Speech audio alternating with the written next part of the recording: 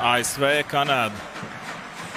Tā ir tā komanda, kas parasti spēlē vienu pārbaudas spēli, tad, kad viņi nonāk līdz Eiropai, un bieži vien tas ir tieši ar Austriju, bet tikmēr mēs stāstījām par Austrijas izlases spēļu grafiku, tikmēr Austrija ir guvusi pirmos vārdus šajā spēlē. Bet iesot distanci skatīsimies atkārtojumā. Jā, distance varbūt nemaz nav tik tālu līdz vārtiem no apļa augšas, un skatāmies, tas ejais ir vārtu priekšā, un tieši viņš ir tas, kurš traucē redzamību Vītolam. Šķiet, tur arī trajektorijas maiņa vēl no spēlētāja, kurš bija priekšā sējējiem, un tas, protams, nepalīdzēja Erikam Vītolam nospēlēt precīzāk šajā epizodē. Pirmā maiņa šobrīd joprojām Daugaviņš arī ar Ravīnski tēt piespēle. Skaista piespēle un tikpat skaists arī noslēgums. Rezultāts sastāvlo 1-1 un pirmie vārti sagatavošanās ciklā arī ir gūti.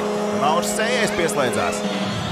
Smons. Tālāk Daugaviņš atstāja arī Smonam, un otrs aizsargs arī ir pieslēdzies jau piezadzies pie tālā vārtu stābu, un skatāmies šeit piespēli. Visi skatās uz ripu, kas bija Smonam uz nojas, un neviens nepamanīja Nauris Sējai tur vienatnē pie tālā vārtu stābu. Abi aizsargi nobrauc jau tā teikt zem mūsiņā. Tuvāk pie vārtiem. Laba rotācija uzbrukumā. Tas ir Sandis Smons, kurš ar atdevu šo piespēli gar vārtiem. Viņam 40 spēlēs 7 piespēles, bet tagad epizodu vārtu priekšā. Vēl viens meties un jau 2-1 Latvijas komanda. Īsā laiks brīdī 2 vārtu gulma un vadība. Rollers sākotnēji vienatnē pret vārtsargu. Atsist ripu vārtu priekšā, un Kristaps Skrastiņš gūst Latvijas izlases otros vārtus šajā spēlē. Šeit redzam epizodes jau beigas no šīs kameras. Bet vēl viens labs tiešais uzbrukums Latvijas izlasei. Harijs Vītoviņš arī izteicies ir par to, ka Brūverim visdrīzāk netiks dota iespēja, bet te tikmēr laba piespēle uz tālo zilo līniju, un izdodās izlīdzināt rezultātu Zvergeram, komandas kapteinim, spēlētājiem, kurš ikdienā spēlē Šveices Nacionālajā līgā Andrija Pjotas sastāvā. Un te mēs redzēsim pašas beigas šai epizodei. Meistarīgi iemet ripu zem kā aizsargiem Zvergers. Tas viltīgais moments šajā visā tas, ka Vītols droši vien gādīja, ka mēģinās apspēlēt Zvergers.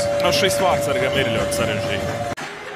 Tagad izdosies dabūt ripu neitrālajā zonā, jāizskriet uzbrukumā nesanāk, bet Vītolam jāiziet no vārtiem, un tagad viņš mēģina tālu piespēli pa gaisu. Precīzi tā tika izdota, un te elegants noslēgums Latvijā. Pagarinājumā izcīna panākumu, vēl gan būliša sērija būs, bet Eriks Vītols norēģēja un pietiekami tāda spēcīga un tāda piespēle tāda liela uzdrīkstēšanos.